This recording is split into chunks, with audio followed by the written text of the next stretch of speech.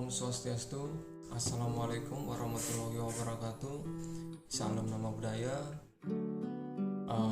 In this video, I will explain about the next chapter, that is chapter 7.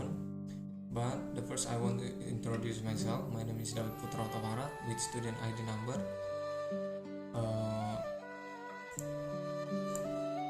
230553107.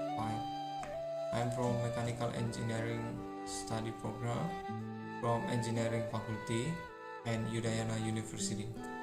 Chapter 7, Testing and Inspection of Metals. The quest for quality.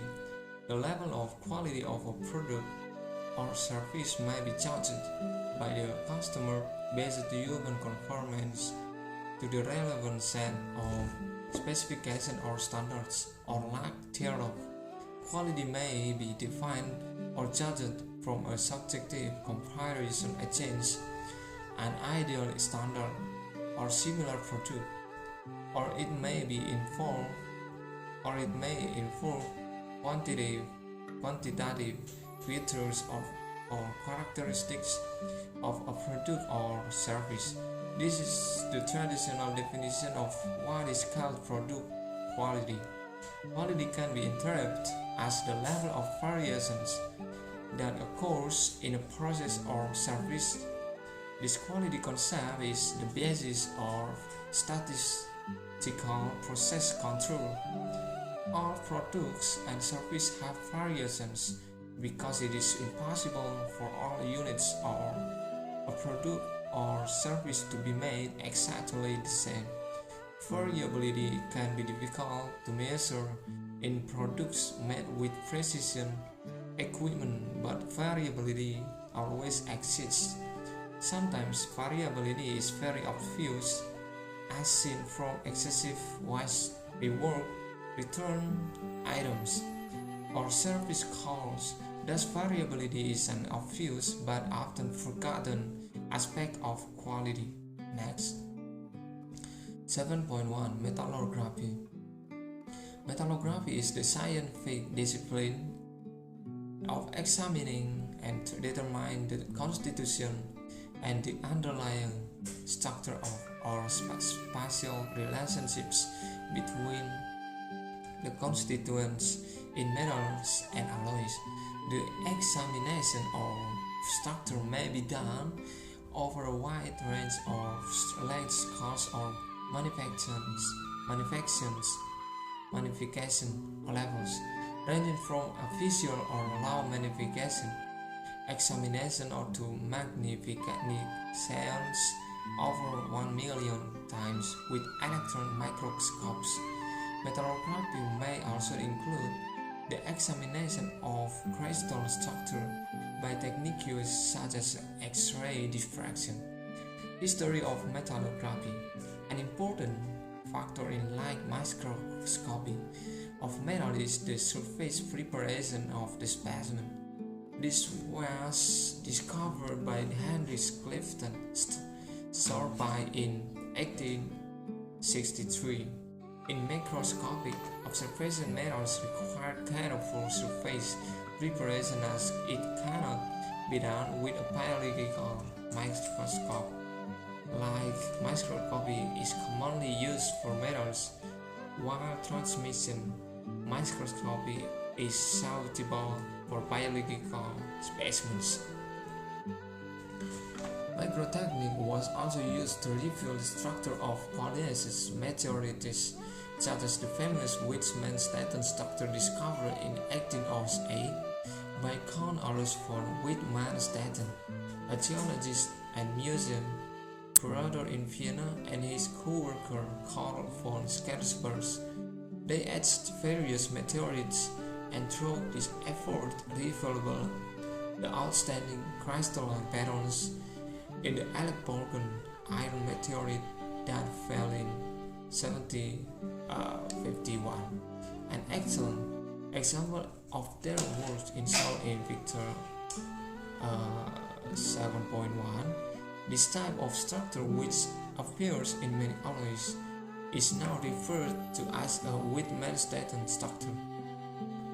Metallurgy in quality control procedures involve several steps of sample selection and specimen preparations. The number of samples to be examined is usually specified for different stages of production. Thus, producers generally also specify the areas of interest to be examined. Next, 7.2 Hardness testing. Hardness in industry refers to a material's ability to withstand indentation or deformation. It is measured by pressing a known indenter into the material using different scales to determine contact pressure. Hardness also relates to a material's resistance to compressive loads. Various types of indenters are used, such as spherical, pyramidal, or conical shapes. Different tests measure hardness differently, with measurements expressed in kilogram F per millimeter or depth or indentation.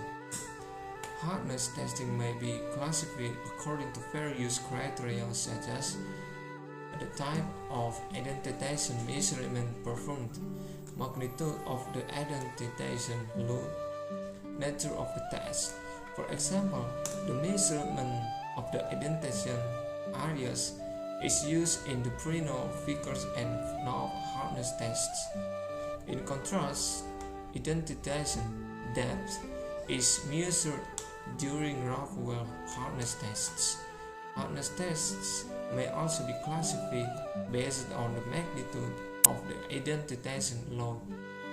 These tests are often grouped as macro hardness tests with indentation loads greater than 1 kg F, and micro hardness tests with indentation loads smaller than 1 kg F. Nano hardness tests with indentation loads. Next, macro hardness testing. Macro hardness tests are commonly performed as an integral part of quality assurance procedures. In macro hardness testing, loads exceed 1 kg or 2.2 lb, and the resulting indentation is visible to the naked eye. Testing in this category include the Brinell Rockwell superficial and Vickers or heavy load tests. Brinell test. The setup for a Brinell test in shown in Picture 7.5a. The indentation is measured in millimeters as shown in Picture 7.5b. Final transformation. Due to the limited equipment available in testing laboratories, this limits the types of testing that can be performed. Therefore, it is often necessary to convert hardness tests resulting the values that would be obtained in the different type of hardness test. Next, 7.3 Tensile testing. Testing machines. Mechanical testing machines have been commercially available since the late 1880 and have evolved from purely mechanical machines such as the popular Little Giant hand-cranked tensile tester of Tinius also circa 1800 to 7.10. Today, sophisticated machines with either electromechanical or gear or servo-hydraulic drivers provide rapid and precise measurements of load and displacement. These values can then be used to calculate properties such as ultimate tensile strength and elongation, yield strength, modulus of elasticity, and other mechanical properties. Next, In a typical gear-driven system, the screw is turned by a variable control motor and drivers are causing head that can move up or down. This movement can load the specimen in tension or compression, depending on how the specimen is mounted and tested. Screw-driven testing machines currently in use can be 1, 2, or 4 screw designs. To eliminate torque on the specimen in a multi-screw system, one screw is right hand threaded and the other of left hand threaded. Next, 7.4 fracture toughness. A similar analysis can be performed to evaluate the critical tensile stress (CSC) required to separate adjacent atomic lengths by breaking the atomic bonds in a perfect defect-free material. The resulting critical stress is given by SC equals E per 2P. This is equality 7.3, where EA is the elastic modulus. As an example, substituting a value of E equals 200 GPa or 30 times 106 PSE into equality 7.3 for a steel alloy results in a theoretical critical tensile stress of 33 GPa. The actual measured fracture strength of steel alloy specimens are typically several orders of magnitude lower than this. Defects in the material allow fracture to occur at applied stress levels that are far below the theoretical prediction of equality 7.3. Examples of such defects are non-metallic inclusions, voids, sharp cracks, and notches. Next, if there are defects such as cracks in this material, then the elastic strain energy per unit volume will decrease because the applied load cannot be supported across the crack surface. See picture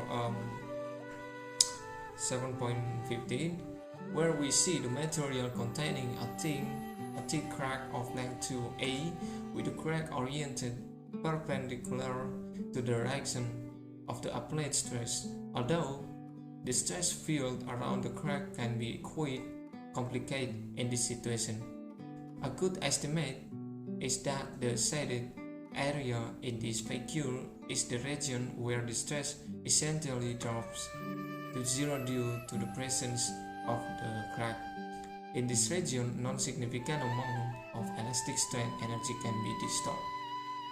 Next, the SS Teddy broke up suddenly at Southern Island, Oregon on January 16, 1943. After undergoing sea trials, the air temperature dropped to -5 degrees Celsius when a sudden crack occurred in the hull. The crack started from a well in the hull and reached the port side and starboard almost upstream. The ship rose from the water with the bow and stern submerged.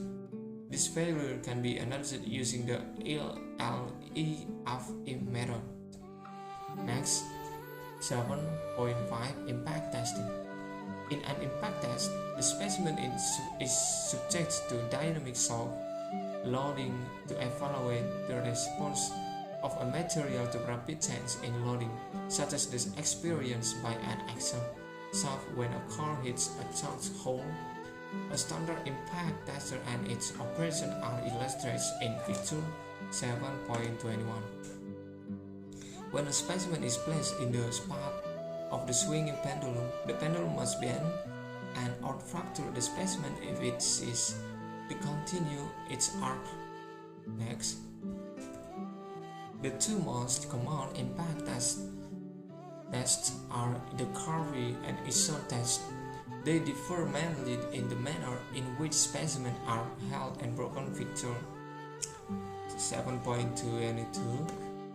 The Carvey test often is done on specimens over a range of temperatures because some materials may exhibit adaptive to brittle transition at low temperatures. For example, only a small amount of energy is needed to fracture low carbon steel specimens at lower temperatures. Next, 7.6 Fatigue testing. In general, fatigue normally consists of a crack initiation phase followed by a crack propagation phase. The separation of the fatigue process into initiation and propagation phase has been an important observation in the transfer of the multi-stage fatigue process from the field to the laboratory. There are three types of fatigue testing methodologies are commonly used: high cycle, infinity life stress controlled fatigue testing; low cycle, infinitive life stress controlled fatigue testing; fatigue crack growth rate testing based on the fracture mechanisms concept of stress intensity K at the crack tip. Next, combined strength control testing and fracture mechanics have advanced the study of fatigue, enabling a simulation of crack growth and aiding component design and forensic analysis. The life stress fatigue testing method is one of the oldest approaches to fatigue testing. This approach uses stress life curves to analyze cycle-induced failures. Next, common components subject to bending fatigue include flavor type, pelvis, and gears. Processes such as salt, bending, and carburizing are used to improve fatigue properties in materials. Next, 7.7 Non-destructive testing. Various non-destructive testing or NDT and inspection techniques are commonly used to detect and evaluate flaws or irregularities or discontinuities or defects in engineering systems. Of the many different NDT techniques used in industry, liquid, penetrant, and magnetic particle testing account for about one-half of all NDT. Ultrasonic inspection methods and X-ray methods account for about another third. Eddy current testing about 10%, and all other methods total only about 2%. Next, this table 7.2 shows the complexity and requirements of the top 5 NDT techniques. Next, table 7.3 compares common NDT methods. While not comprehensive, these tables represent the commonly used techniques, and other important application areas include lag detection and metal identification. Next, liquid penetrant inspection is a non-destructive method used to detect surface discontinuities in solid, non-porous materials. It involves infiltrating the discontinuity with a penetrating dye or liquid, removing excess liquid, applying a developing agent, and observing the identification. Magnetic particle inspection detects surface and subsurface imperfections in ferromagnetic materials by using magnetized parts. Next, in the eddy current method, the part to be examined is placed or in or adjacent to an electric coil where alternating current flows. Alternating current, also known as generating current, causes eddy currents to flow within the part due to electromagnetic induction. Okay, I think that's all I can explain about chapter 7. If there are error in reading, please forgive me, and thank you for watching my video, and thank you, and the last, Om Swastiastu.